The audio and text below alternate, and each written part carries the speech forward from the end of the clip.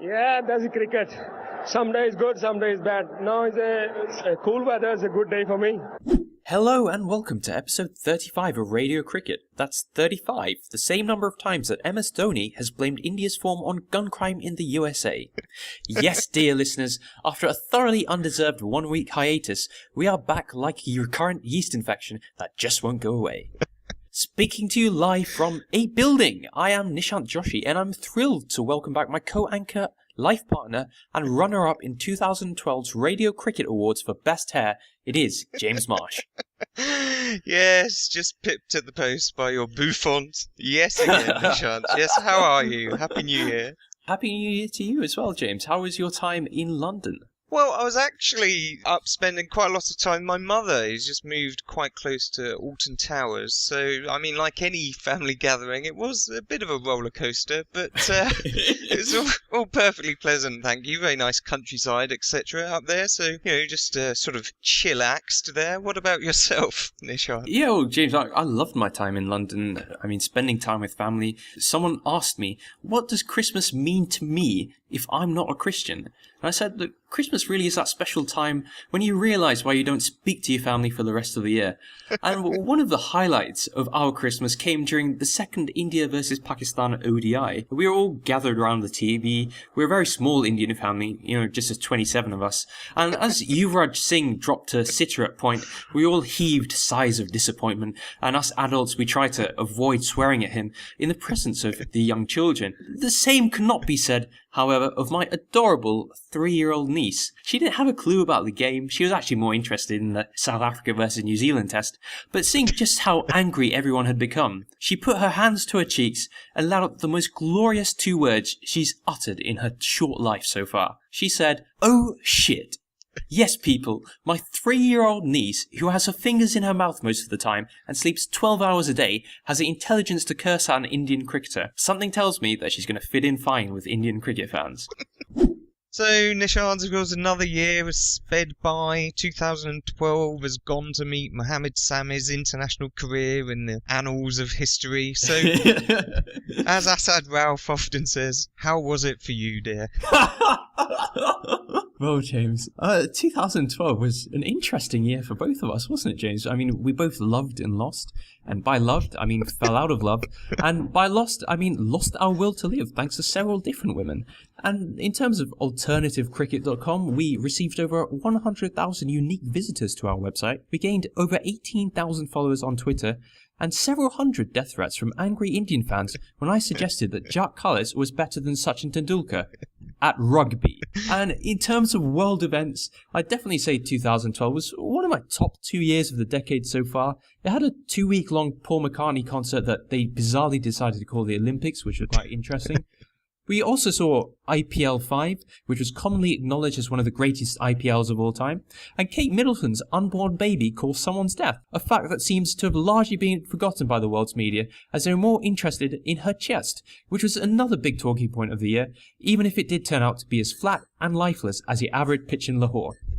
Oh, well, Nishant, well, heavens, that's rather ungallant. But yes, I mean, I suppose, not that I'm one to talk about body image, but if you did win the toss on Kate's bosom, you probably would bat first.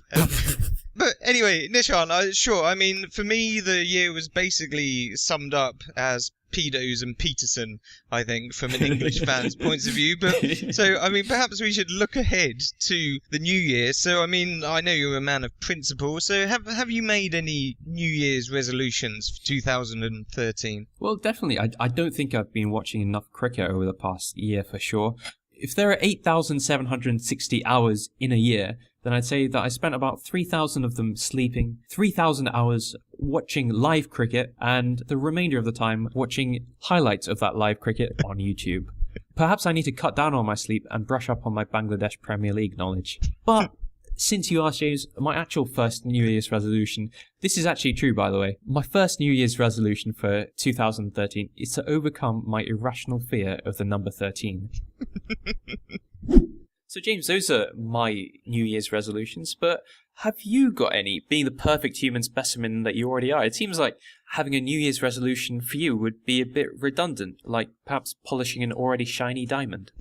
Oh, well, thank you, Nishant. That's very kind. I mean, if only I was a girl's best friend. But I guess I've got a few resolutions. I mean, I suppose I'll try and support the weak and traumatised more often. I mean, I've already Skyped Ravi Bapara. I'm going to try and be more sustain than Saywag when it comes to my personal fitness, though my starting point is Samet, so that might prove a bit of a battle.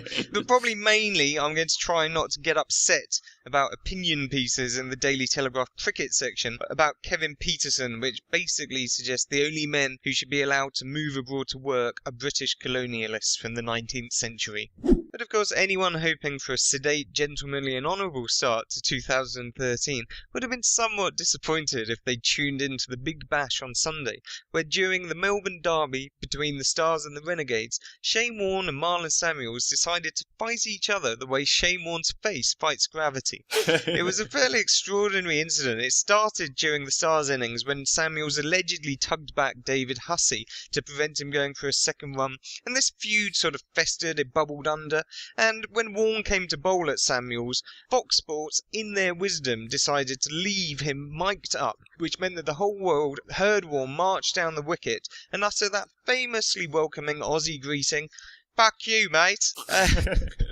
It then culminated with Warne throwing the ball at Samuels, and Samuels then sort of rather petulantly threw his bat back in the general direction of Warne. So anyway, it was a very extraordinary incident, Nishant. It raised a few eyebrows, although of course not Shane Warne's. So I don't know what on earth you made of it. Was it quite a serious business or just handbags? Well, we mentioned handbags, but with Shane Warne, I guess we should be explicitly mentioning man bags.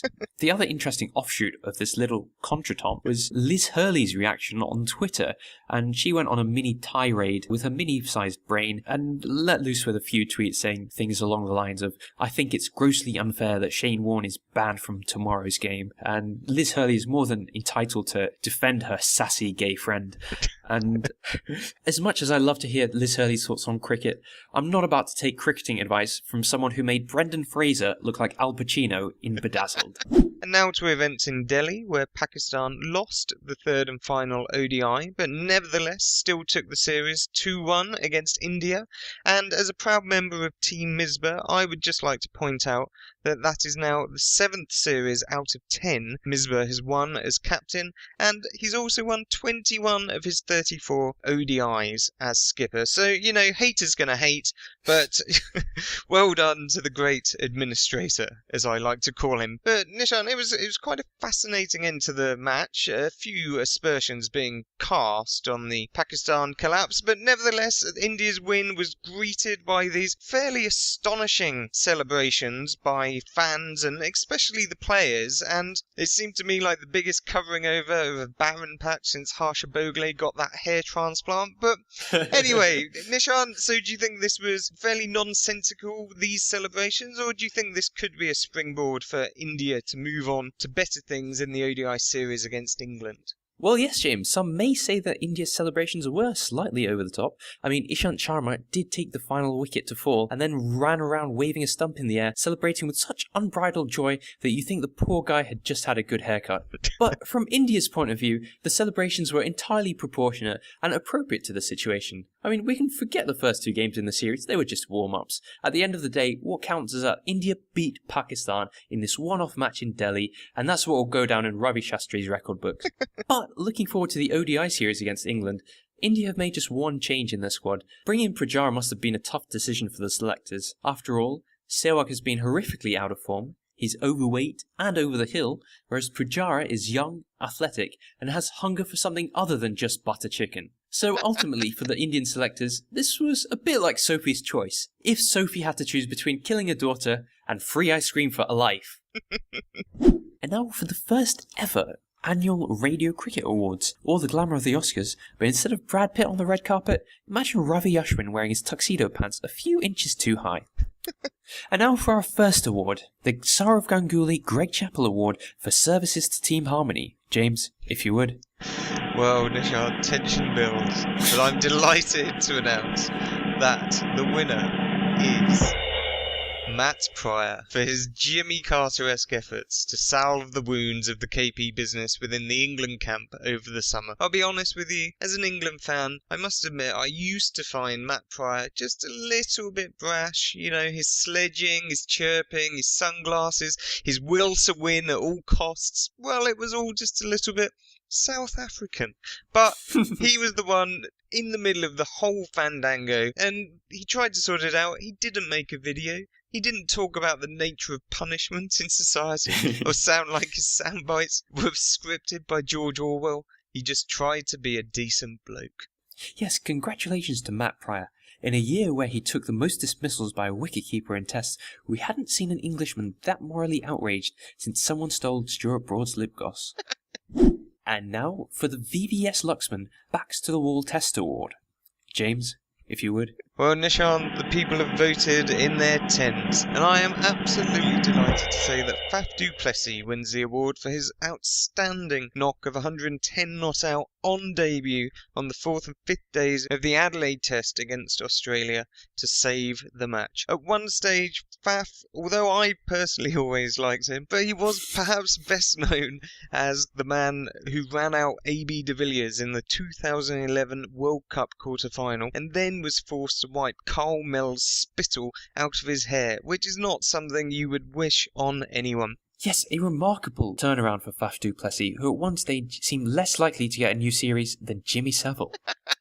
And now for our final award of the night, the much-awaited Godlike Sachin Award for services to cricket in 2012. James, I'm wetting my pants with anticipation. Well, Nishant, well might your pants be somewhat soggy, because despite a last-minute protest from Graham Swan, I'm absolutely delighted to announce the first ever winner of the Radio Cricket Godlike Sachin Award is Hashim Amla. I think he'll be a very popular choice, Nishant. There will be few people which will argue with that. I mean, in this age of cricketing, commercialism and depravity, and I'm not just talking about Rohit Sharma there, good old Hashim has proved that it is still possible to perform with a beatific serenity which would make the Dalai Lama have a long hard look at himself. His 311 at the Oval was, for an England fan, the most simultaneously beautiful and demoralising thing I've ever witnessed, like seeing Jessica Alba in the nude whilst she's saying her marriage vows to Piers Morgan. Yes, James, well, our fans voted in their droves for Hashim Amla. He is the man you want to go to for fatherly advice. He is the man whose cover drives have already impregnated several hundred women. And he is the man whose beard you want to tug on just to see if it's harbouring the meaning of life. And that brings us to the end of our first and last ever 2012 review. Thank you very much for tuning in, and we do hope that you'll continue to support our podcast in 2013, and in a roundabout way, support world peace. And even if our podcast doesn't lead to peace on Earth, at least by listening you can say you've had a hand in trying to make Jadeja the next captain of India. I've been James Marsh. And I've been Nishant Joshi. Goodbye. I think it was a very poor performance. One of the worst things I have ever seen done on a cricket field. Good night.